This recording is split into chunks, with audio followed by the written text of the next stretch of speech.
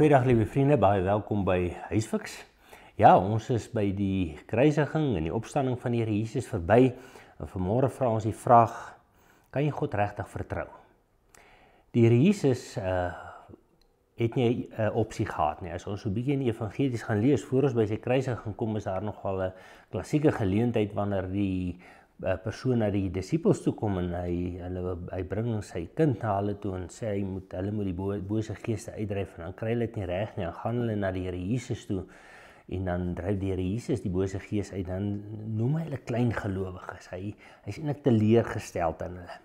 Nou hierdie selfde Jesus, kan jy nou dit indink, sy disippels het gesien hoe hy mense uit die dood uit opwek. Hulle het gesien hoe maak hy mense gesond, hulle het gesien dryf hy bose geeste uit. So, hulle het 'n ervaring van hom gehad dat hy werklik met 'n kragtige werke en dinge te doen het. En sou mens seker vir jouself kon sê, as jy nou 'n disipel was en jy het siek geword, dan sê jy seker kon sê, jong, maar ek kan nou na die Here toe gaan. Alhoewel as mens die bootjie en die stormse ding bietjie mooi gaan kyk, weet mens nie regtig het hulle ooit hierdie ding gevat nie. Maar Jesus, kan jy nou dink, as hy daar aan die kruis hang en hy dink daaraan, hierdie klomp ouens nou klaar weggehardloop.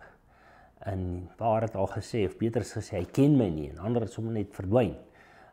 Wie gaan my die dood uit opwek? Dis nie een van hulle nie.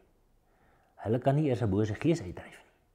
En daarom is dit so krities belangrik dat ons verstaan dat Jesus die Vader moes vertrou. Daarom aan Getsemane, as hy worstel, dan gee homself aan die wil van die Vader oor, nogtans soos u wil. En dan in die kruis sy laaste woorde, in die hande gee ek my gees oor, u is my enigste hoop. En dan is dit so mooi as die Here Jesus uit die dood uit opstaan.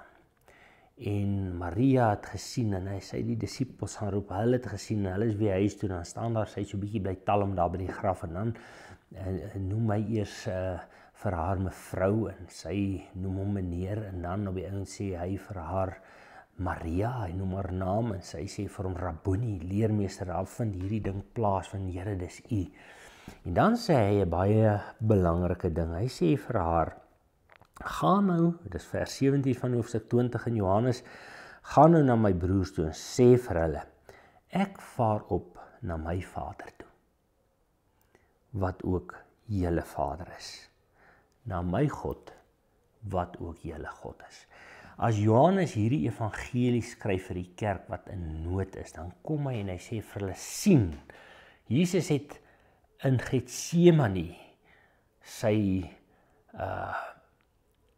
nood in sy Vader, sy lot in sy Vader se hand gesit. Hy daar aan die kruis sy gees in sy Vader se hand gesit en sy Vader het hom nie teleurgestel nie. En daarom kan die opgestane Here vir Maria sê, Maria, ek gaan na my Vader toe. Die een wat my uit die dood uit opgewek het, is ook julle Vader. Ek gaan na my God toe, wat ook julle God is. Wat 'n uitspraak, vriende. En dit bring ons by die punt. Is ek en jy reg? Kan hierdie stukkie geskiedenis my en jou oortuig dat ons regtig God kan vertrou om ons lot in sy hande te neem, hier op die aarde, maar ook eendag hierna? Jesus het dit moes leer.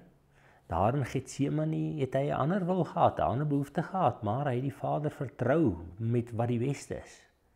Kan ons dit doen? Ons moet dit kan doen. Want Jesus sê, ek gaan na my Vader, wat ook julle Vader is. Na my God, wat ook julle God is.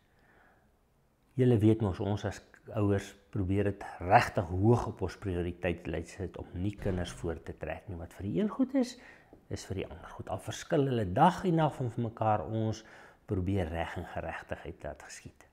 Hoeveel te meer die Vader wat volmaak is, ons skepper God, die een wat Jesus kon vertrou, is ook ons Vader.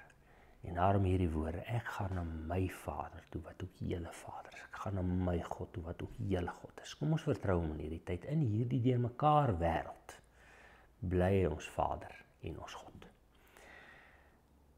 Here, ons buig laag voor u vandag en ons dankie dat u vir ons die voorbeeld van vertroue gestel het. Ja, Here, daar was niemand anders nie. En die Vader het u nie teleurgestel nie, en dankie dat u die belofte vir Maria gegee het en gesê het, gaan sê vir my broers.